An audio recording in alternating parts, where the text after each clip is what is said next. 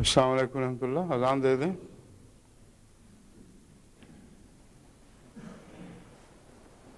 اللہ اکبر اللہ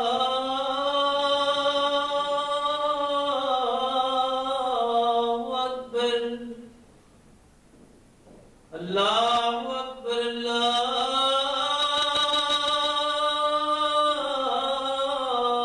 اکبر اشہد ان لا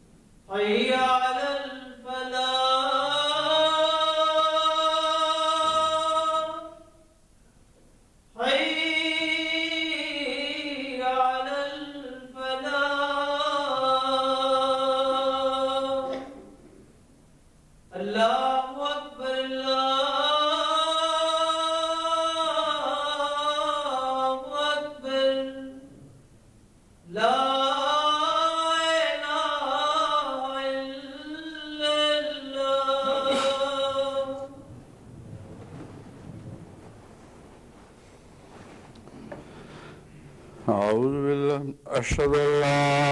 الہ الا اللہ وحدہ لا شریک لہ واشہد ان محمدا عبدہ ورسولہ اما بعد فاعوذ باللہ من الشیطان الرجیم بسم اللہ الرحمن الرحیم الحمد للہ رب العالمین الرحمن الرحیم مالک یوم الدین ایاک نعبد وإياك نستعين اهدنا الصراط المستقيم صراط الذين أنعمت عليهم غير المغضوب عليهم ولا الضالين.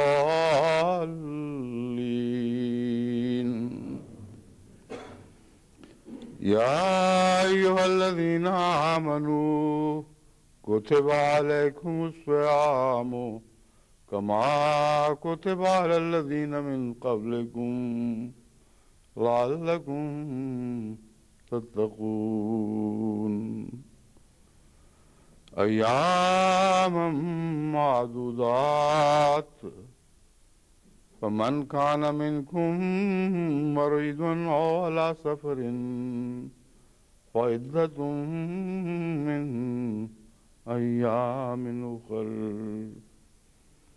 وعلى الذين يطيقونه فدية طعام مسكين فمن تطوع خيرا فهو خير له وَأَن تَصُومُوا خَيْرٌ لَكُمْ إِن كُنتُمْ تعلمون.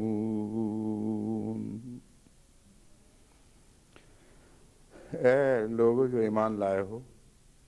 تم پر روزے اسی طرح فرض کیے گئے ہیں جیسے تم سے پہلے لوگوں پر فرض کیے جاتے رہے، تاکہ تم تقوی اختیار کرو. ایام معدودات گنتی کے چند دن ہیں، یہ چند دن ہیں جنہیں گنا جاتا ہے۔ فمن کان منکم مریضا او علی سفر، بس تم میں سے جو بھی کوئی مریض ہو یا سفر پر ہو تو دوسرے دنوں میں وہی گنتی پوری کر لے۔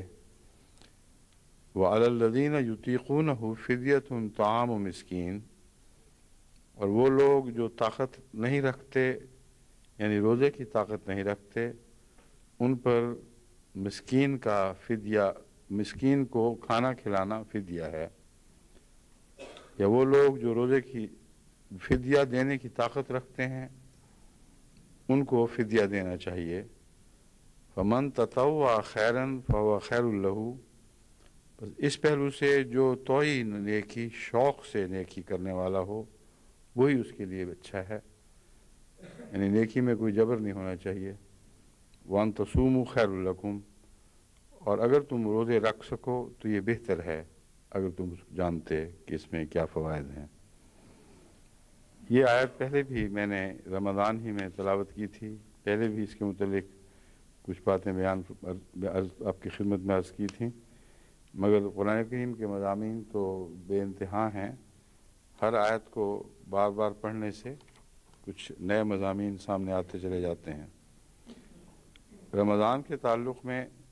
سب سے پہلے تو میں گنتی کے چند دن کی بات کرتا ہوں۔ جیسا کہ میں نے کہا تھا، ایک پہلو اس کا یہ ہے کہ تھوڑے دن ہی تو ہیں، چند دن کی بات ہے، اور یہ پہلو کمزوروں کے لیے ہے۔ وہ لوگ جو روزے کا خوف رکھاتے ہیں، جو روزے سے ڈرتے ہیں، جن کو نیکیوں کی عادت نہیں، جن کو خدا کی راہ میں قربانیاں دینے کی مشق نہیں ہے، ان کے لیے کیسے پیارے انداز سے ایک سہارا ہے یہ بات۔ چند دن کی بات ہے، کچھ کر لو، جو کچھ کر سکتے ہو کر لو، اس سے تمہیں فائدہ پہنچے گا۔ ان کنتم تعلمون، کاش کہ تم جانتے، تمہیں پتہ ہوتا کہ چند دن کی قربانی تمہارے لیے کیسی دائمی برکتیں لے کے آئے گی۔ ایک دوسری بات معدودات میں یہ ہے کہ افسوس کے چند دن کی باتیں ہیں، بہت پربہار موسم آنے والا ہے، مگر وہ لوگ جن کو محبت ہو، جن کو ہر بار رمضان سے گزرنے کے بعد ایسے روحانی تجربات ہوئے ہوں، ایسے لطف انہوں نے اٹھائے ہوں، تو وہ جب رمضان گزرنے لگتا ہے پھر حسرت سے یہ دیکھتے ہوئے کہتے ہیں چند دن کی باتیں تھیں جو گزر گئیں۔ سوال یہ پیدا ہوتا ہے کہ باقی سال میں وہ کیوں انہی نیکیوں کو برقرار نہیں رکھ سکتے؟ تو اس کا جواب یہ ہے کہ ہر بات کے موسم ہوا کرتے ہیں۔ بہار کا بھی ایک موسم ہے، خزاں کا بھی ایک موسم ہے، اور موسم پر انسان کو اختیار نہیں۔ یہ تو ممکن ہے کہ خزاں کا موسم ہو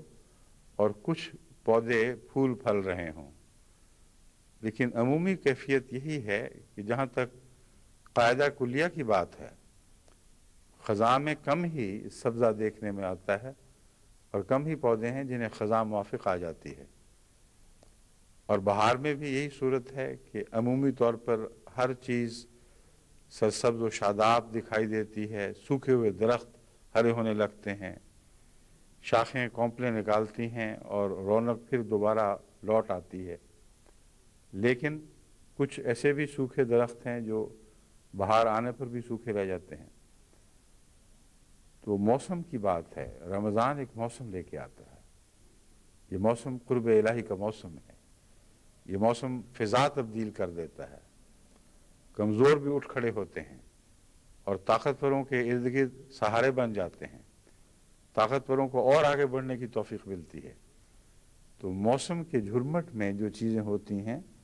وہ بے موسم میں چاہو بھی تو ہو نہیں سکتی، سوائے اس استثناء کے، سوائے ان لوگوں کے جن کو خدا کے لیے حضور ایک دائمی حضوری حاصل ہے، مگر وہ کم ہوتے ہیں، وہ استثناء ہیں۔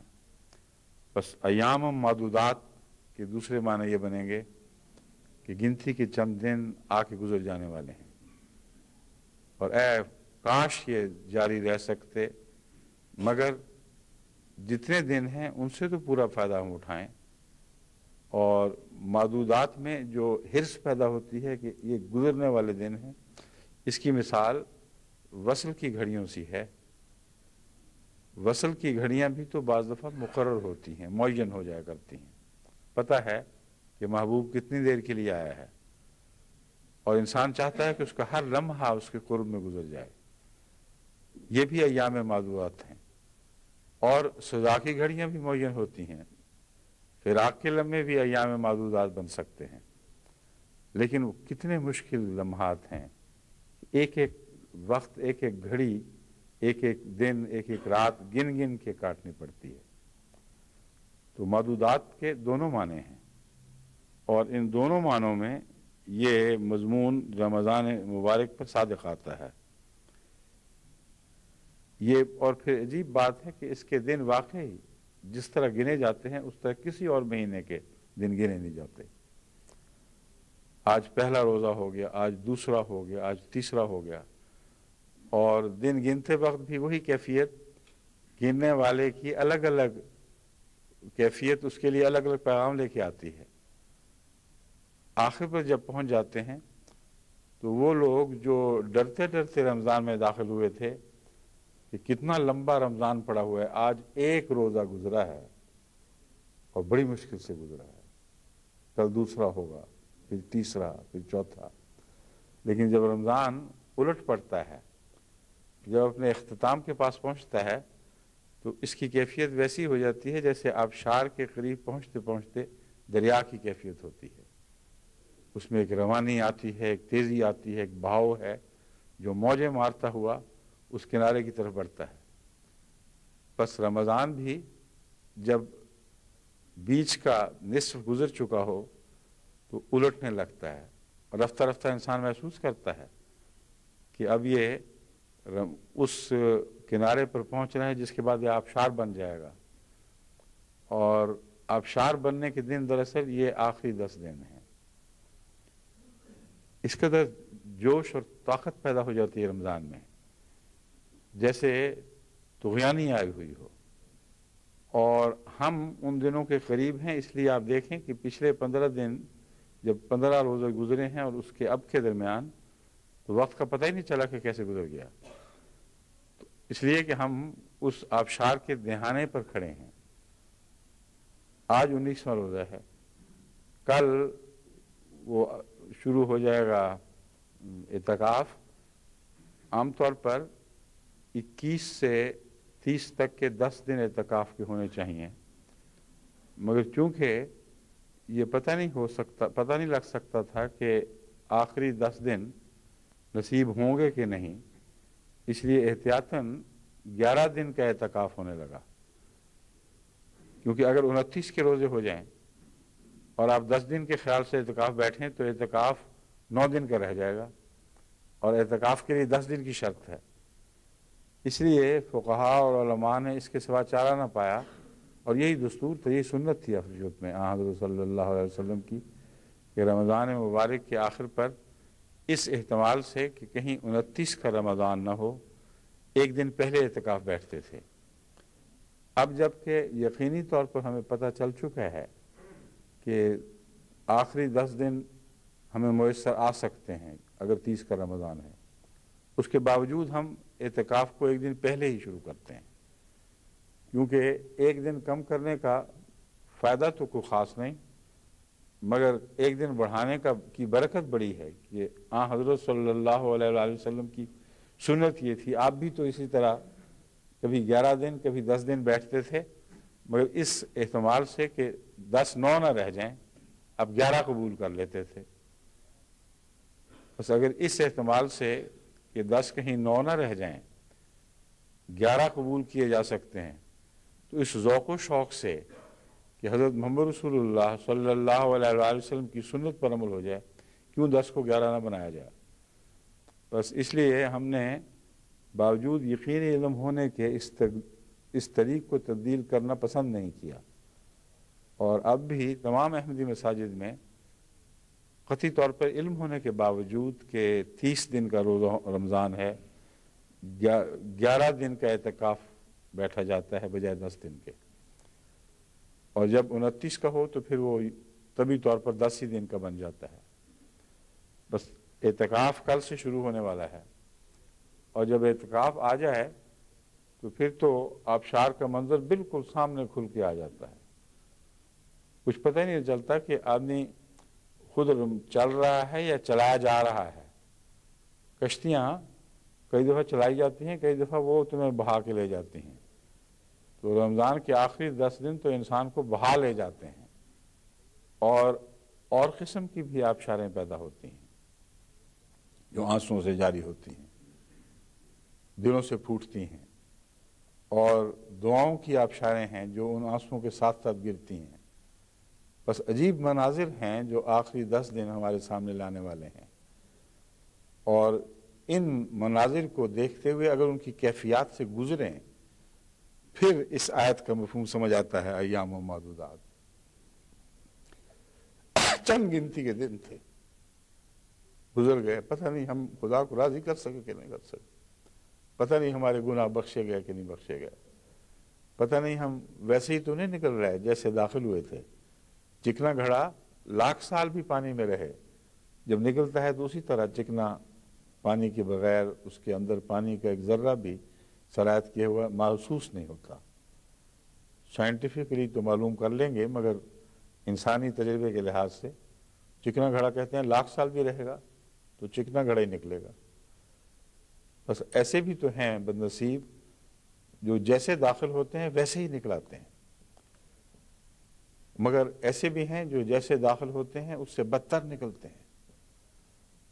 اور ان سے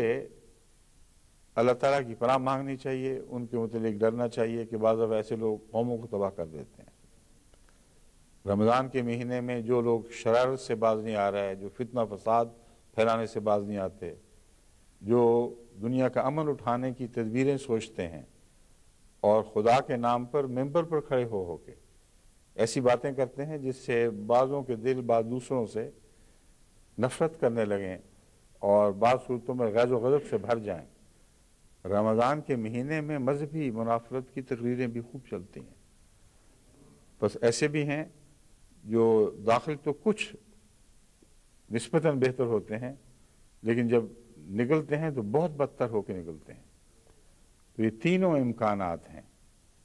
اور یہ گنتی کے چند دن دیکھیں کیسے کیسے انقلاب لے آتے ہیں۔ بس دعا کریں اور توفیق پائیں اللہ تعالیٰ سے، دعاؤں کے ساتھ، محنت کے ساتھ، کہ جو دن باقی ہیں ان کا حق ادا کریں، ان کو اس طرح اپنا لیں کہ آپ کو ان دنوں سے پیار ہونے لگے۔ وہ دن آپ کو ایسا اپنا لیں کہ اپنی برکتیں آپ کے ساتھ ہمیشہ کے لیے چھوڑ جائیں۔ بس جب نکلیں تو دامن بھرے ہوئے ہوں، نکلیں تو کچھ پیاس بجھی ہوئی ہو، کچھ پیاس لگی ہوئی ہو۔ پیاس بجھے اس پہلو سے کہ خدا کے قرب کی علامتیں دیکھیں اور اس کے لطف اٹھائیں، پیاس لگے اس پہلو سے کہ جو ایک دفعہ مزہ پڑ گیا ہے اس کی یاد آپ کو پھر ان مزوں کو دوبارہ حاصل کرنے کے لیے بے قرار کر دے۔ تو یہ وہ چند دن ہیں جن کے تقاضے ہیں، ان تقاضوں کے متعلق جو مختلف نصیحتیں حضرت صلی اللہ علیہ وسلم کی احادیث سے میں نے اخذ کی ہیں، اور کچھ حضرت اقدس مسیح موعود علیہ السلام کے ملفوظات یا تحریرات سے اخذ کی ہیں، میں آپ کے سامنے وہ رکھتا ہوں۔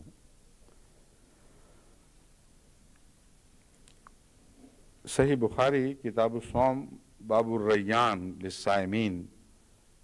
میں درج ہے کہ حضرت سہل رضی اللہ تعالیٰ عنہ سے مروی ہے کہ حضرت صلی اللہ علیہ وسلم نے فرمایا، جنت میں ایک دروازہ ہے جس کو ریان کہتے ہیں، قیامت کے دن روزہ دار اس سے داخل ہوں گے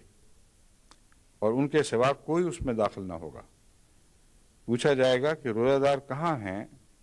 تو وہ کھڑے ہو جائیں گے، ان کے سوا کوئی اس میں سے داخل نہیں ہوگا، اور جب وہ داخل ہو جائیں گے تو وہ بند کر دیا جائے گا اور پھر کوئی اس سے جنت میں داخل نہیں ہوگا۔ یہ جو ریان لفظ ہے یہ دراصل سیری کا نام ہے۔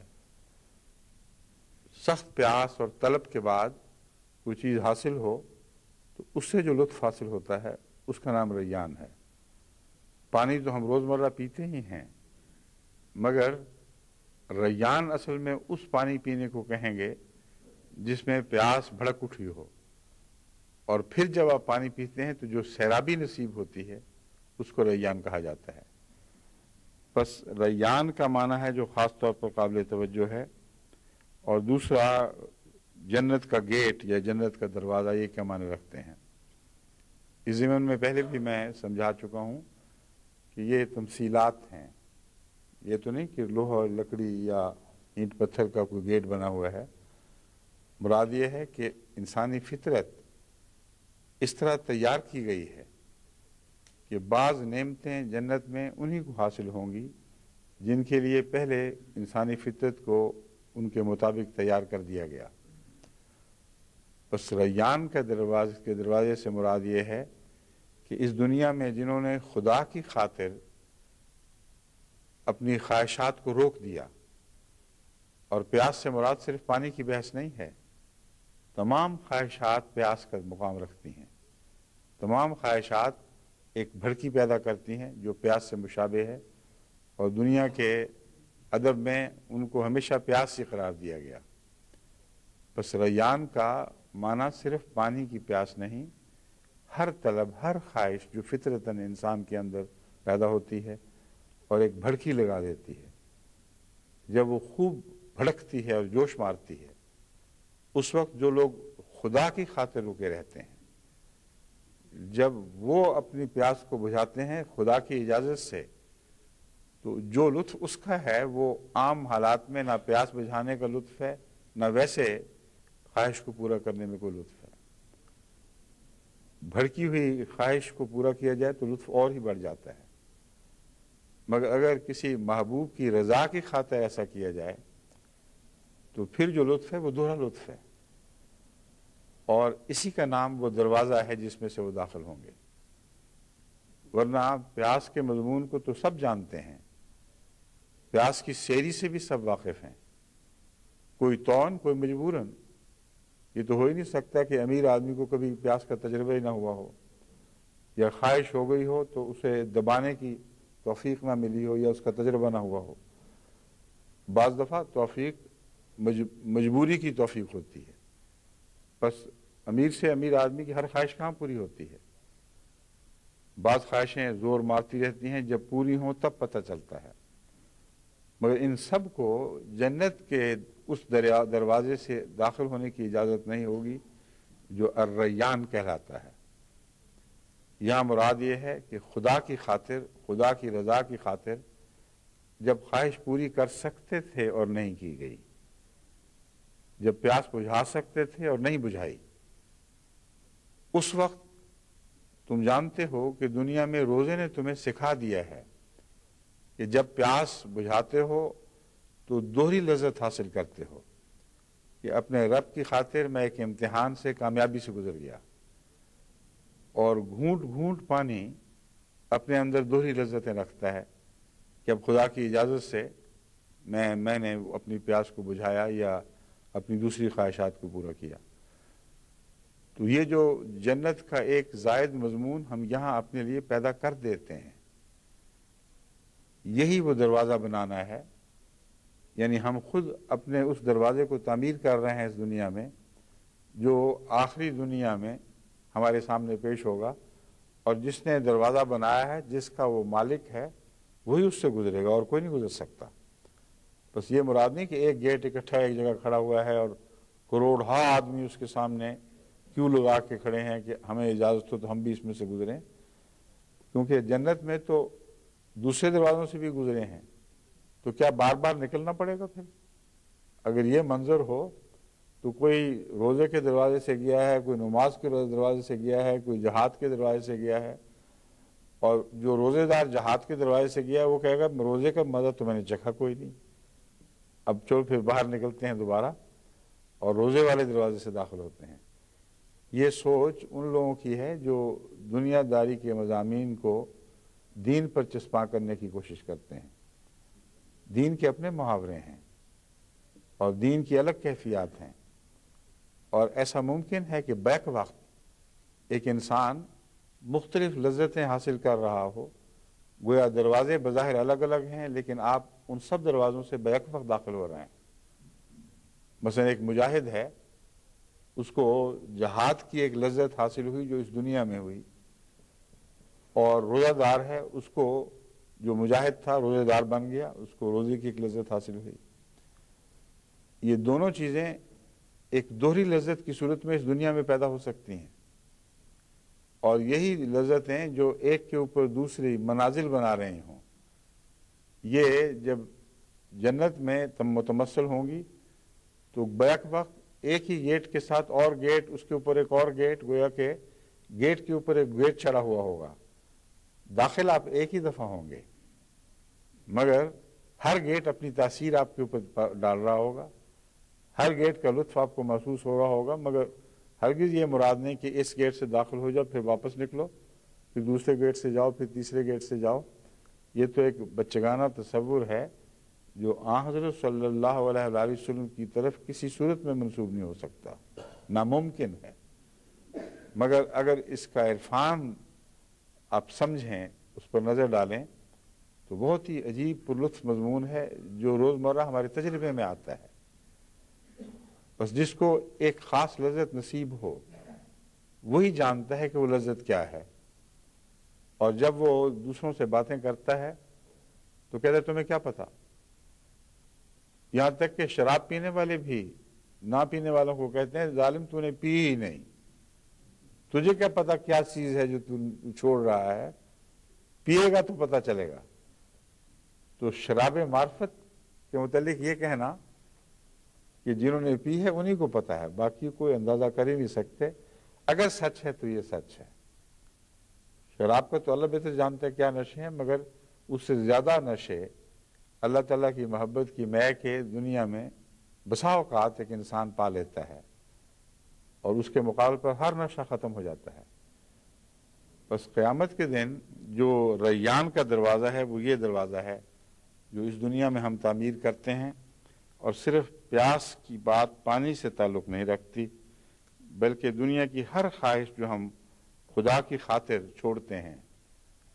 اور ہمارے دل میں وہ ایک بھڑکی لگا دیتی ہے، جب خدا کی خاطر اس کو پورا کرتے ہیں تو وہ لذت ہے جو متمثل ہوگی جنت میں اور بہت بڑھ جائے گی، اتنی کہ اس دنیا کی لذت سے اس کی کوئی نسبت نہیں ہوگی، اس کے ساتھ اس دنیا کی لذت کو کوئی نسبت نہیں ہوگی۔ ایک دوسری حدیث ہے، صحیح بخاری سے لی گئی ہے، یہ بھی ابراہیم بن سعد نے بتایا کہ ابن شہاب نے ہمیں خبر دی، عبید اللہ بن عتبہ سے مروی ہے کہ ابن عباس رضی اللہ تعالیٰ عنہ نے کہا نبی اکرم صلی اللہ علیہ وسلم نیکی میں سب لوگوں سے زیادہ سخی تھے اور رمضان میں بہت ہی سخاوت کرتے تھے۔ جب جبرائیل آپ سے ملتے اور جبرائیل علیہ السلام رمضان کی ہر رات آپ سے ملاقات کرتے تھے یہاں تک کہ رمضان گزر جاتا، نبی صلی اللہ علیہ وسلم قرآن کا ورد دور کرتے، جب جبرائیل علیہ السلام آپ سے ملتے تو آپ نیکی میں تیز چلنے والی ہوا سے بھی زیادہ سخی ہو جایا کرتے تھے۔ وہی موسم والی بات ہر ایک پر اطلاق پاتی ہے۔ حضرت صلی اللہ علیہ وآلہ وسلم سارا سال نیکیوں میں بہت تیز رفتار تھے، تو رمضان میں کیا اسی رفتار سے چلتے تھے یا اس میں ایک نئی شان پیدا ہو جاتی تھی، نئی جان آ جاتی تھی؟ حدیثیں بتاتی ہیں کہ ان نیکیوں میں جو روزمرہ آپ کی عادت تھی ان میں ایک نئی جلا پیدا ہو جاتی تھی، ایک نیا جوش پیدا ہو جاتا تھا، پہلے سے بڑھ کر تیزی سے حضرت صلی اللہ علیہ وسلم اپنی روزمرہ کی نیکیوں میں بڑھ جایا کرتے تھے۔ اب اس حدیث نے ہمیں ایک بڑا وسیع مضمون سجھا دیا، اپنے موازنے کا مضمون۔ اپنے سال پر نظر ڈالیں، اپنی نیکیوں پر نظر ڈالیں۔ ہر انسان خواہ نیک ہو یا بد ہو، اسے کچھ نہ کچھ نیکی کی توفیق تو مل ہی جاتی ہے، یعنی بد بھی ہو تو مل جاتی ہے، نیک ہو تو اس کو بہرحال کچھ نہ کچھ توفیق ملتی رہتی ہے۔ اب دیکھنا یہ ہے کہ رمضان میں وہ نیکیاں جو ہم نے سارا سال کی تھیں ان میں ایک نئی جلا پیدا ہوئی ہے کیا ہم کہہ سکتے ہیں یقین کے ساتھ کہ پہلے جس طرح عبادت کیا کرتے تھے اس سے زیادہ بڑھ کر، اس سے زیادہ توجہ سے عبادت کر رہے ہیں؟ جس طرح پہلے صدقہ دیا کرتے تھے اس سے زیادہ توجہ کے ساتھ اور دلی خواہش کو ملا کر صدقے دیتے ہیں، محض بوجھ اتارنے کے لیے نہیں بلکہ محبت کے جذبے کے ساتھ۔ جیسے محبت کے جذبے سے جب تحفے پیش کیے جاتے ہیں تو بعض دفعہ بڑے بڑے خوبصورت کاغذوں میں یا ڈبوں میں لپیٹ کر دیے جاتے ہیں، بعض دفعہ تو اتنے زیادہ خوبصورت کر دیے جاتے ہیں کہ اندر کا تحفہ کم اور باہر کی سجاوٹ زیادہ۔ لیکن اللہ کے حضور بھی کسی حد تک سجاوٹ تو ضروری ہے،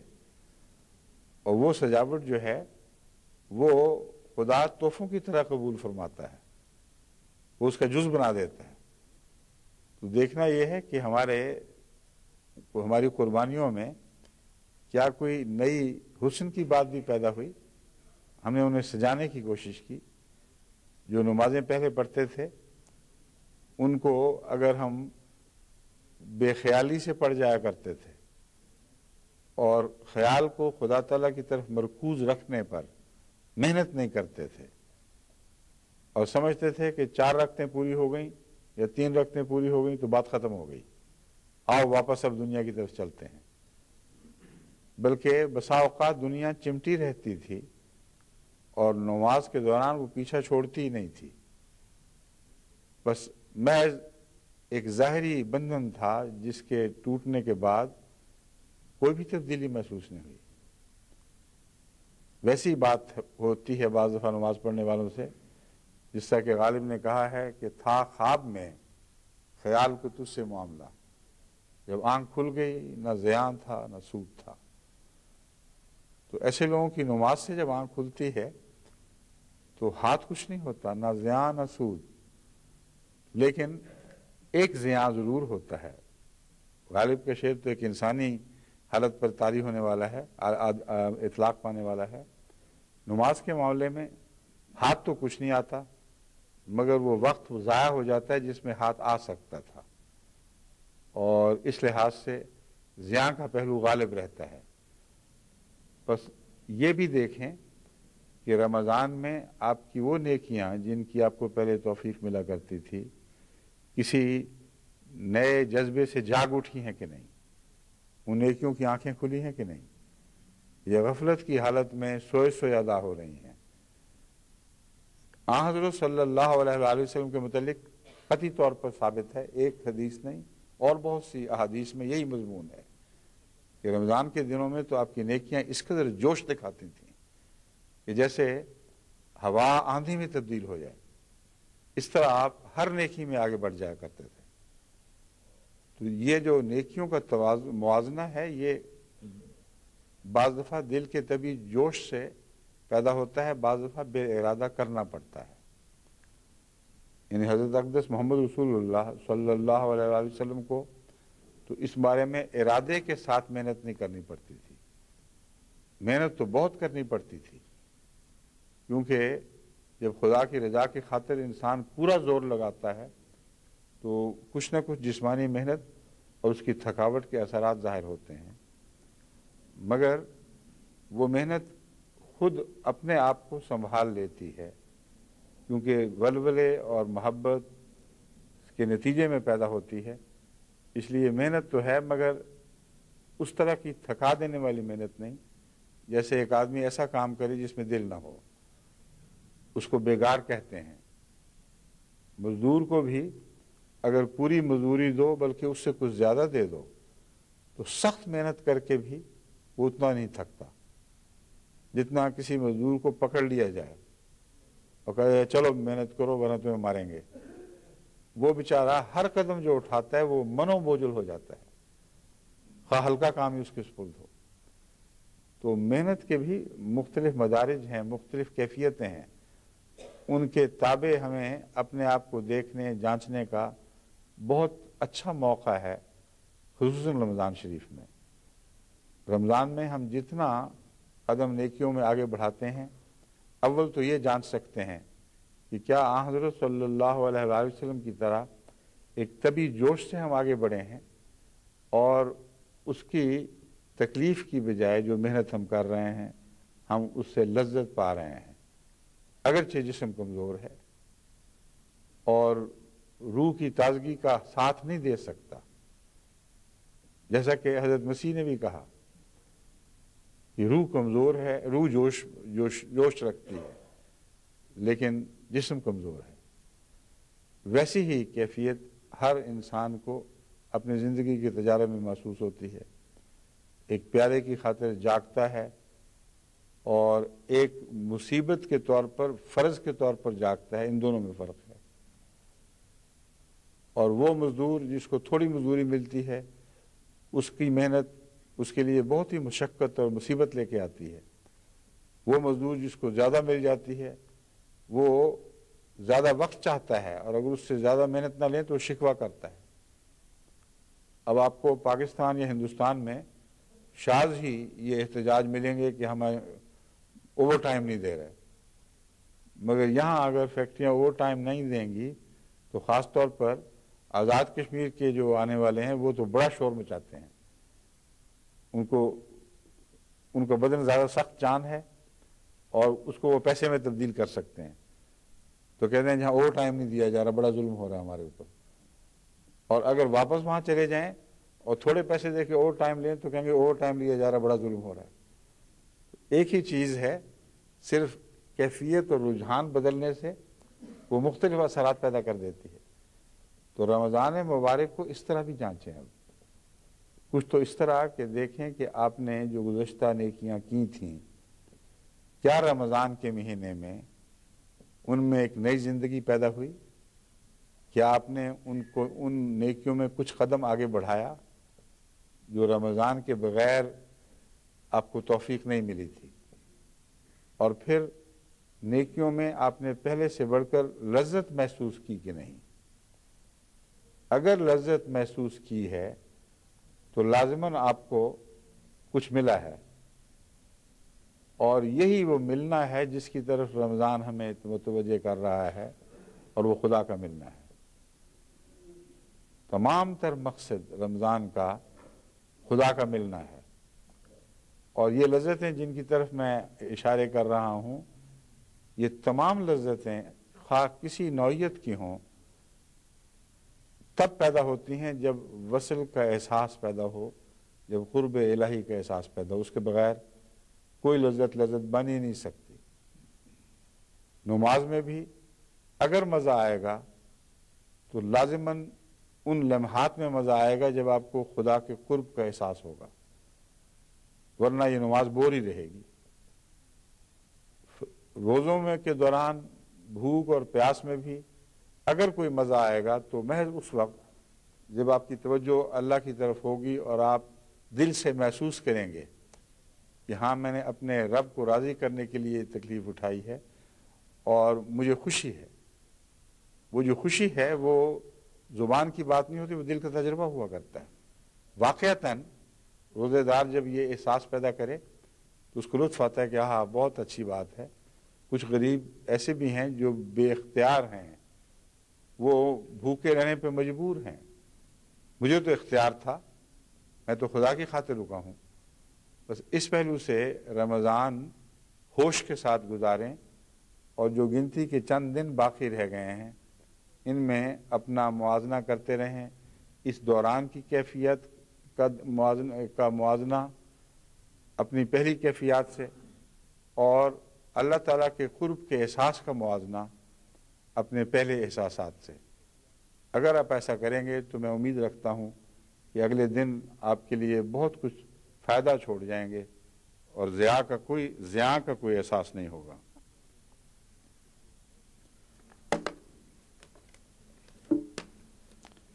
حضرت صلی اللہ علیہ وآلہ وسلم نے فرمایا، ابو ہریرہ سے روایت ہے، یہ بھی صحیح بخاری سے حدیث لی گئی ہے کہ روزے ڈھال ہیں سو کوئی شخص فحش بات نہ کرے اور نہ جہالت کی بات، اور اگر کوئی آدمی اس سے لڑے گالی دے تو چاہیے کہ اس سے 2 بار کہے کہ میں روزہ دار ہوں، اس ذات کی قسم ہے جس کے ہاتھ میں میری جان ہے، روزہ دار کے منہ کی بو اللہ تعالیٰ کو مشک سے زیادہ پسندیدہ ہے۔ اب یہ حدیث جو ہے اس کا میں جو بو کا بیان ہے یہ ویسا ہی بیان ہے جیسا کہ وہ ریان کی بات ہو رہی ہے کہ وہ ایک دروازہ ہوگا جنت میں، وہ کوئی ظاہری لکڑی کا دروازہ نہیں ہوگا، اور یہاں جو بو ہے وہ خدا کو تو بو آتی ہی نہیں ان معنوں میں جن معنوں میں ہمیں آتی ہے۔ اگر خدا کو ان معنوں میں بو آئے تو دنیا کی اکثر جگہوں پہ ہر قسم کی بدبو پائی جاتی ہے، اور گناہوں کی بدبو تو اتنی عام ہے کہ زمین کے قریب بھی خدا نہ پھٹکے کبھی، مگر خدا کو ان معنوں میں بو نہیں آتی، نہ ظاہری نہ روحانی معنوں میں، بلکہ اس کا علم ہے، اور اسی علم کو نام بعض دفعہ یہ رکھا جاتا ہے کہ خدا کو محسوس کیا، خدا کو اس بو کا علم ہوا۔ تو علم اور چیز ہے اور ویسے تجربے میں سے گزرنا اور چیز ہے۔ مراد سے یہاں صرف اتنی ہے کہ اللہ تعالیٰ یہ پسند کرتا ہے کہ اس کے بندے صاف ستھرے ہوں۔ اللہ تعالیٰ پسند فرماتا ہے کہ اس کے بندوں میں سے خوشبو اٹھے، ظاہری خوشبو بھی اور باطنی خوشبو بھی، اور یہ ایک امر واقعہ ہے جو ہر مذہب میں ہمیں اسی طرح ملتا ہے۔ تمام مذاہب میں رواج ہے کہ کہیں وہ مسجدوں اپنے مندروں میں لوبان جلاتے ہیں، کہیں کئی قسم کی خوشبودار چیزیں چھڑکتے ہیں، کہیں وہ عطر خود پہن کر یا لگا کر چلتے ہیں۔ تو مسجد کے ساتھ خوشبو کا ایک تعلق ہے، گرجوں کے ساتھ بھی خوشبو کا تعلق ہے، مندروں کے ساتھ بھی خوشبوؤں کا تعلق ہے۔ تو مراد یہ ہے کہ اللہ تعالیٰ کو خوشبو پسند ہے، اس لیے نہیں کہ وہ خود سونگھتا ہے، اس لیے کہ تم سے محبت ہے، تم سے پیار ہے، تم جو اچھے لگتے ہو تو خدا کو بھی یہ اچھا لگتا ہے۔ تم جب خوشبودار ہو تو اللہ کو گویا تمہاری خوشبو کا لطف آ رہا ہے، اور اس کے باوجود رمضان میں تمہارے منہ کی بدبو کا اس کو علم ہے اور جانتا ہے کہ تم تکلیف میں ہو، لیکن میری خدا کی خاطر ہو، یہ تکلیف خدا کی خاطر اٹھا رہے ہو، بدبو سے گزارا کر رہے ہو اللہ کی خاطر۔ تو یہ بات اللہ تعالیٰ کو پسند ہے کہ دیکھو میرا بندہ جس کو میں نے بہت ہی پاکیزگی کی تعلیم دی، پاکیزگی کی عادات ڈالیں، اس کو بار بار صاف ستھرا ہونے کے سلیقے سکھائے، 5 دفعہ وضو کرتا ہے، ہر گندی چیز سے بچنے کی کوشش کرتا ہے، آج میری خاطر ایک ایسا کام کر رہا ہے کہ اتنے نظیف مزاج کا، اتنے صاف ستھرے مزاج کا انسان منہ میں بدبو لیے پھر رہا ہے اور بے بس ہے۔ تو یہ پیار کی کیفیت ہے۔ اپنا بچہ، اپنا عزیز جب کسی کی خاطر کوئی تکلیف گند بھی لگا بیٹھے تو وہ گند اس وقت اچھا لگتا ہے کہ اس نے اس کی خاطر کیا ہے۔ کئی دفعہ ایک انسان کسی چیز کو پکڑنے لگتا ہے جو نسبتاً گندی ہو، تو کوئی پیار کرنے والا آگے بڑھ کر لپک کر اس کو ہاتھ میں اٹھا لیتا ہے۔ اب اس وقت کا اس کا گندا ہاتھ کوئی برا تو نہیں لگا کرتا، کون کہہ سکتا ہے تم نے تو ہاتھ گندا کر لیا؟ ہاتھ گندا کیا محبت کی خاطر، اور وہ گندا ہاتھ پیارا لگ رہا ہوتا ہے، اس پہ رحم تو آتا ہے، اس سے نفرت پیدا نہیں ہوتی۔ بس یہ معنی ہے کہ خدا کو روزے دار کے منہ کی بدبو بھی پیاری لگتی ہے، اور فرماتے ہیں رسول اللہ صلی اللہ علیہ وسلم فرماتے ہیں کہ خوشبوؤں میں کستوری کو ایک مقام ہے، مشک کو، جو ساری دنیا میں شاعروں کی زبان پر جاری رہتا ہے کہ مشک کی خوشبو بہت ہی پاکیزہ اور عظیم خوشبو ہے۔ اللہ تعالیٰ فرماتا ہے مشک کی خوشبو سے بھی زیادہ خدا کو روزے دار کی منہ کی بدبو پسند ہے، جو خدا کی خاطر اس بدبو کے ساتھ نبھانے کی کوشش کرتا ہے۔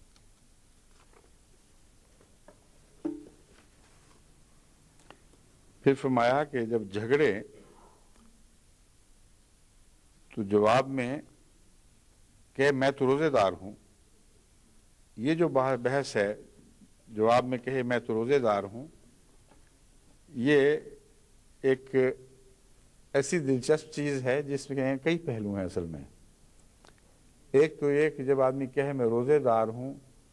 تو اس وقت اس کا کسی اشتعال سے رک جانا، اس اشتعال سے رک جانے کو ایک نیکی بنا دیتا ہے، اور اس کے دل میں احساس جاگ اٹھتا ہے کہ میں خدا کی خاطر رک رہا ہوں۔ دوسرے یہ کہ جو سننے والا ہے، جس نے زیادتی کی ہے، اس کو یہ کہہ کر انسان ایک تسکین پا لیتا ہے کہ کہیں مجھے کمزوری نہ سمجھ رہا ہو۔ اور بعض ایسے جوشیلے ہیں کہ ان کو صرف غصہ دبانا مشکل نہیں، بلکہ یہ برداشت کرنا مشکل ہے کہ اگلا مجھے نکمہ ہی نہ سمجھ رہا ہو۔ وہ سمجھتا ہے کہ میری بےزتی کر جائے، جو مرضی کر جائے، میں اسی طرح بیٹھا رہ جاؤں گا۔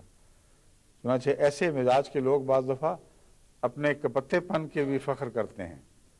کہتے ہیں خبردار ہے جو ہمارے متعلق، ہم بڑے کپتے بدماش لوگ ہیں، ہم یوں جواب دیا کرتے ہیں۔ اب وہ بیچارے کپتے بدماش اگر تھے، روزے میں پھنس گئے ہیں، تو کس طرح برداشت کریں گے؟ اللہ تعالیٰ نے طریقہ سکھا دیا ہے، تم یہ کہہ دیا کرو کہ میں پھنسا ہوں، مجبور ہوں، بندھا ہوا ہوں، ورنہ میرا دل تو بڑا چاہ رہا ہے اس وقت کہ جوابی حملہ تم پہ کروں۔ تو نفسیاتی طور پر جو ایک کمزوری کا احساس پیدا ہوتا ہے، یہ بات کہنا اس کمزوری کے احساس کو دور کر دیتا ہے کہ میں تو خدا کی خاطر رکا ہوں۔ اور اس کے نتیجے میں اللہ تعالیٰ اس کو آئندہ جوشوں پر قابو کرنے کی توفیق عطا فرماتا ہے، قابو پانے کی توفیق عطا فرماتا ہے۔ ایک انسان جب اپنے جوشوں کو کھلی چھٹی دیتا ہے تو یاد رکھیں کہ ہمیشہ وہ چھٹی آگے بڑھتی جاتی ہے۔ منہ تھوڑا سا کھلتا ہے تو پھر پھٹنے لگتا ہے، پھر ایسے لوگ مستقلاً منہ پھٹ ہو جاتے ہیں۔ اور وہ لوگ جو منہ کو سنبھالتے ہیں، وہ سنبھالتے سنبھالتے منہ کو ادب سکھا دیتے ہیں، اور پھر بے اختیار منہ سے کوئی سخت لفظ نکلتا ہی نہیں۔ تو رمضان مبارک میں جو یہ بات زور سے کہی جاتی ہے آواز کے ساتھ کہ میں خدا کی خاطر رکتا ہوں، تو کسی انسان میں تو یہ جذبہ جاگتا ہوگا کہ اللہ کی خاطر ان باتوں سے رکنا اگر اچھی بات ہے تو رمضان کے بعد میں کیوں پھر ایسی باتوں کو جاری رکھوں؟ اور رمضان کی 1 مہینے کی پریکٹس اس کے 11 مہینے کے کام آ سکتی ہے، اور وہ واقعتاً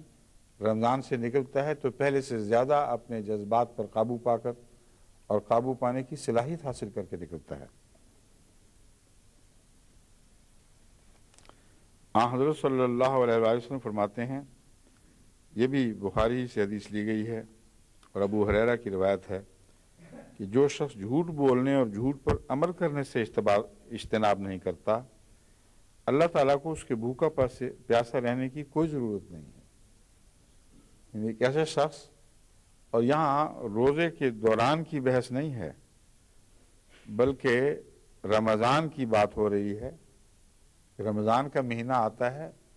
اور کوئی شخص جس کو جھوٹ بولنے کی عادت ہے وہ اس سے باز نہیں آتا، تو ایسے شخص کا بھوکا اور پیاسا رہنا خدا تعالیٰ کے نزدیک قابل ستائش ہے ہی نہیں، قابل قبولیت کے لائق نہیں ہے، اور وہ بھوکا پیاسا گزر جائے گا اور اس کو کچھ بھی حاصل نہیں ہوگا۔ تو جھوٹ کی طرف بھی توجہ کریں، یہ آج کل بہت پھیل رہا ہے، اور میں پہلے بھی بارہا جماعت کو متوجہ کر چکا ہوں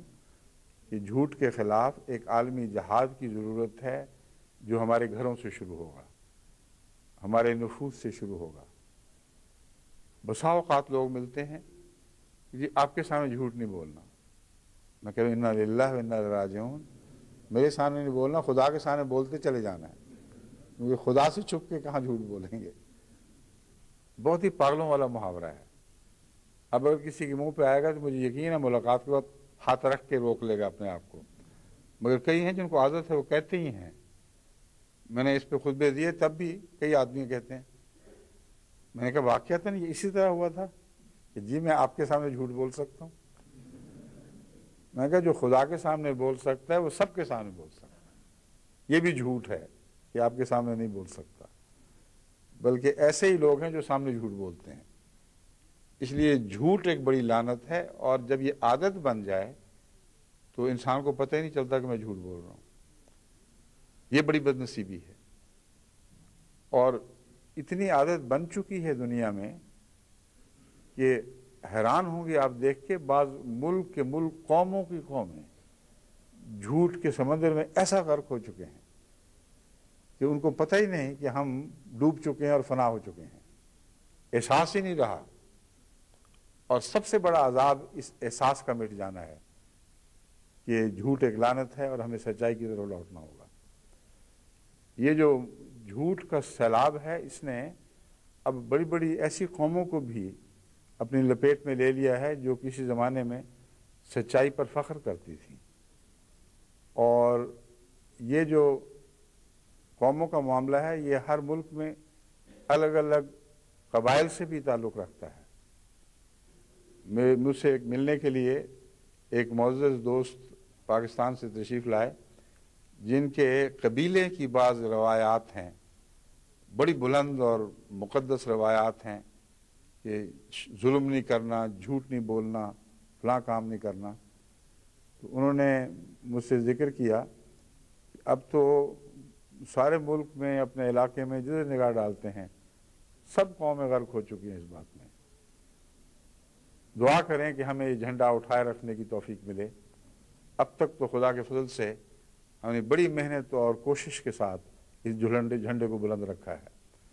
اور اپنی قومی روایات کو مرنے نہیں دیا، جو اعلیٰ روایات ہیں۔ مگر ایسے لوگ کم رہ گئے ہیں، جزائر کی صورت میں ہیں، اور ان میں بھی پھر انفرادی طور پر بہت سے نوجوان ایسے بھی ہوں گے جو رفتہ رفتہ دوسرے سیلاب میں بہہ گئے ہیں یا بہہ جانے والے ہیں۔ تو ان کے لیے دعا کرنی چاہیے، جن کو احساس ہے کہ ہم ان خوبیوں کو زندہ رکھیں، اور قوم میں بالعموم اس کا درس دینا چاہیے گرد و پیش میں کہ جھوٹ سے بڑی لعنت دنیا میں اور کوئی لعنت نہیں ہے۔ قوموں کے اعتبار سے اور ملکوں کے اعتبار سے وہ ممالک جن میں یہ فخر ہوتا تھا کہ ہم کم سے کم اپنی قوم سے جھوٹ نہیں بولتے، اور سیاستدان جو قوم سے جھوٹ بولے اس کا تصور بھی نہیں تھا، لیکن اب تو یہ روزمرہ کی بات بن گئی۔ ایسے ممالک ہیں جہاں پولیس کے متعلق یہ تقریباً یقین ہوا کرتا تھا کہ وہ جھوٹ نہیں بولے گی، مگر اب تو روزمرہ دستور بن گئے ہیں ان ممالک میں کہ پولیس بھی جھوٹے مقدمے بناتی اور اس کے نتیجے میں بعض معصوموں کو مظالم کا نشانہ بنا دیتی ہے۔ ایسے واقعات ہوتے ہیں ان ملکوں میں کہ ایک آدمی بیچارہ 10-15 سال کی قید برداشت کر کے اپنے جوانی کے دن قید میں گلا کر اور ضائع کر کے باہر نکلتا ہے، اس لیے کہ 15 سال کے بعد ثابت ہوتا ہے کہ پولیس نے سارا کیس ہی جھوٹا بنایا ہوا تھا۔ تو جھوٹ کا تو اب یہ حال ہو گیا ہے، اور جھوٹ کے خلاف جو جہاد کرنا ہے اس کا جھنڈا جماعت احمدیہ کے ہاتھ میں تھمایا گیا ہے۔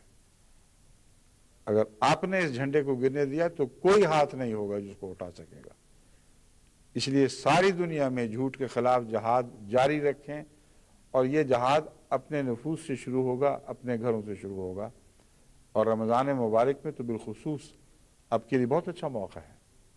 کہ رمضان کی ہوائیں آپ کی تائید کر رہی ہیں۔ رمضان سچ کی ہوائیں چلاتا ہے، اور یہ ہوائیں جو ہیں یہ آپ کی مددگار بن گئی ہیں۔ بس جھوٹ سے خود بھی اجتناب کریں، اور اپنے بچوں پر بھی نظر رکھیں، اپنی بیوی پر، اپنے ماحول، اپنے گرد و پیش پر، اپنے دوستوں پر، کہ ان کی جو عادت بن گئی ہے روزمرہ جھوٹ بولنے کی، اس سے وہ نکل کے باہر آئیں۔ بعض لوگ کہہ دیتے ہیں جی یہ تو عادت کی بات ہے، معمولی، لیکن حقیقت یہ ہے کہ یہ عادتیں جو ہیں یہ دراصل پیش خیمہ ہیں بڑے جھوٹوں کا۔ جب ایک جگہ سے حیا اٹھ جائے تو پھر آگے حیا اٹھتی چلی جاتی ہے، دنیا میں کہیں کوئی مقام ٹھہراؤ کا مقام نہیں، یا آپ جوان ہو رہے ہیں یا بوڑھے ہو رہے ہیں، تیسری کوئی چیز نہیں۔ اگر جوانی کے بعد کہیں قدم روکے ہیں تو آپ سمجھتے ہیں کہ قدم روکے ہوئے ہیں، حقیقت میں مسلسل یا آپ جوانی کی طرف مڑ جائیں گے یا بڑھاپے کی طرف تیزی سے آگے بڑھ جائیں گے، کھڑے ہونے کا کوئی مقام نہیں ہے۔ بس بدیوں کا بھی یہی حال ہے، جب آپ ان سے تعلق بڑھاتے ہیں تو پھر وہ بڑھتے چلے جاتے ہیں، یا تعلق کاٹنے ہوں گے اور پھر وہ کٹتے چلے جائیں گے، یا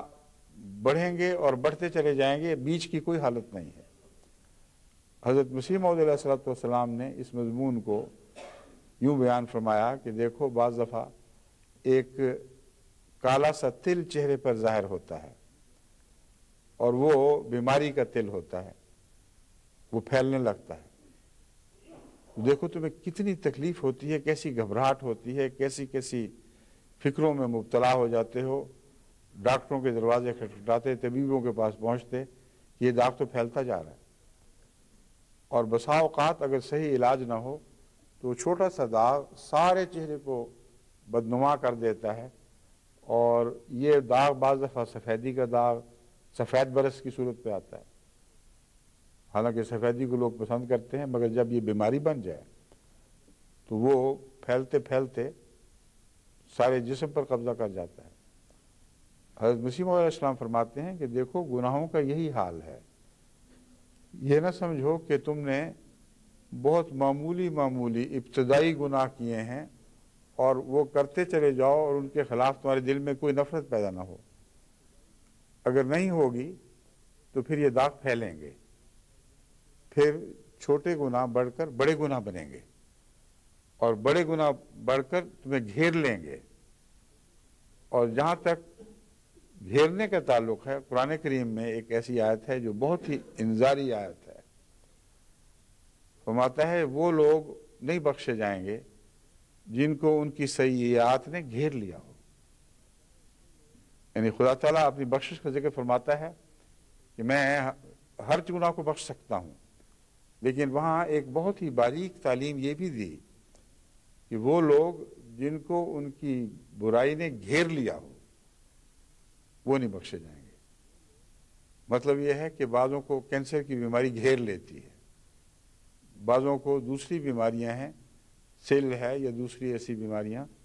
وہ گھیرے میں لے لیتی ہیں، ان کا گھیرا نہیں ٹوٹا کرتا۔ پھر تو گھیرے میں نہ آؤ گناہ کے، یہ تعلیم ہے۔ اگر تم گھیرے میں آ گئے تو پھر تمہاری جوابی جدوجہد ہی ختم ہو جائے گی، یہ بے ایمانی ہو جائے گی، اور بسا اوقات ختم ہو جاتی ہے۔ پھر انسان اس چیز کو ایک تقدیر کے طور پر، ایک قانون کے طور پر قبول کر کے اس پہ راضی ہو بیٹھتا ہے، اور پھر اس کے نتیجے میں ایک اور گناہ ایسا پیدا ہوتا ہے جس کا دائرہ پھر اسے اپنی لپیٹ میں لے لیتا ہے۔ رمضان مبارک میں جھوٹ کے خلاف اگر آپ جہاد کریں تو یاد رکھیں اس کے نتیجے میں آپ کے روزے میں بھی برکت ہوگی۔ آپ ویسے بھی تو خدا کی خاطر کھانے سے رک رہے ہیں، پینے سے رک رہے ہیں، مگر اگر ساتھ یہ جہاد بھی شروع ہو جائے جو روزے کے مضمون، یعنی جھوٹ کے خلاف، اس جھوٹ کے خلاف جو روزے کا زہر قاتل ہے، اگر جھوٹ کھا لیا تو گویا سب کچھ روزے میں کھا لیا اور روزے کا نام و نشان بھی باقی نہ رہا۔ بس جھوٹ کے خلاف اگر آپ جہاد شروع کریں گے اور باریکی سے یہ و پیش میں نظر رکھیں گے تو آپ کی روزے کی بھوک آپ کے لیے زیادہ ثواب لے کے آئے گی، کیونکہ رسول اللہ صلی اللہ علیہ وسلم نے قبولیت کی شرط سچائی رکھ دی ہے۔ تو جتنا آپ سچائی کی طرف آگے بڑھیں گے اتنا ہی آپ کے روزے مقبول ہوتے چلے جائیں گے، اور اس کے نتیجے میں آپ کو دنیا میں بھی یہ محسوس ہوگا کہ یہ روزہ آپ کے لیے روحانی صحت کا موجب بنا ہے۔ بس سارے عالم کو جھوٹ سے صاف کرنے کے لیے ایک بڑی عظیم جد و جہد کی ضرورت ہے۔ تبلیغ کے ذریعے جہاں لوگ احمدیت کو قبول کرتے ہیں وہاں ان کے اوپر اصلاحی تربیتی کام کا آغاز وہیں سے شروع ہو جانا چاہیے، اور جن قوموں میں جھوٹ پایا جاتا ہے وہاں اس کے خلاف جہاد کریں۔ بعض قومیں ہیں جو غریب بھی ہیں مگر سچی ہیں، مگر بعض ہیں جو امیر بھی ہیں اور جھوٹی ہیں، اور اسی طرح خاندانوں کا حال ہے، اسی طرح افراد کی کیفیت ہوتی ہے۔ تو آپ کو بیدار مغزی کے ساتھ جس شخص کو احمدیت کے دائرے میں لے کے آنا ہے اس کی کمزوریوں پر نظر ڈالنی ہوگی اور ان کی اصلاح کا جہاد فوراً شروع کرنا ہے، کیونکہ کسی کے احمدیت میں آنا اس کے سوا کوئی معنی نہیں رکھتا کہ اب مجھے جو ٹھیک کرنا کر لو، میں حاضر ہوں، میں نے قبول کر لیا۔ جو اصلاح کا دور ہے وہ ختم نہیں ہوا، شروع ہوا ہے۔ قرآن کریم اسی مضمون کو بیان فرماتا ہے یہ کہہ کر کہ ربنا یہ سکھا کر ہمیں یہ دعا سکھا کر کہ ربنا اننا سمعنا منادیا ینادی للایمان ان آمنوا بربکم فآمنا، اے ہمارے رب ہم نے سنا ایک منادی کرنے والے کو، ایک اعلان عام کرنے والے کو، اپنے رب پر ایمان لے آؤ، بس ہم ایمان لے آئے۔ تو کیا آپ یہ سمجھتے ہیں کہ سفر ختم ہونے کا اعلان ہے؟ ہم ایمان لے آئے، الحمدللہ بچ گئے۔ خدا تعالیٰ فرماتا ہے اس کے بعد وہ یہ مطالبہ کرتے ہیں اننا سمعنا منادیا ینادی للایمان ان آمنوا بربکم فآمنا ربنا فاغفر لنا ذنوبنا وکفر عنا سیئاتنا وتوفنا مع الابرار۔ اب ہماری زندگی کا وہ دور شروع ہوا ہے جہاں ہم نے ایک نئی تخلیق میں ایک نئے تخلیق کے عالم میں دوبارہ ابھرنا ہے، پھر سے پیدا ہونا ہے۔ اس کے لیے ہماری درخواست یہ ہے، ہماری التجا یہ ہے کہ پرانے گناہوں کو، پرانی غلطیوں کو بخش دے اور جاری غلطیوں کی اصلاح فرماتا جا، اور اس وقت تک ہمیں یہ توفیق دے، اس وقت تک ہم زندہ رہیں جب تک تیری نظر میں ہم نیکوں میں جان دے رہے ہوں، بدوں میں جان نہ دے رہے ہوں۔ بس ہر آنے والے کے لیے یہ کوشش ضروری ہے، اور اپنی ذات کے لیے اگر یہ نہیں ہوگی تو آنے والے کے لیے بھی نہیں ہو سکتی۔ بس اس رمضان میں ان باتوں کو سمجھ کر ان سے حد المقدور استفادے کی کوشش کریں۔ خدا کرے کہ یہ رمضان ہمارے لیے ایسا زندہ ہو جائے کہ ہمیں ہمیشہ کی زندگی دے کر جائے، زندگی لے کر واپس نہ جائے۔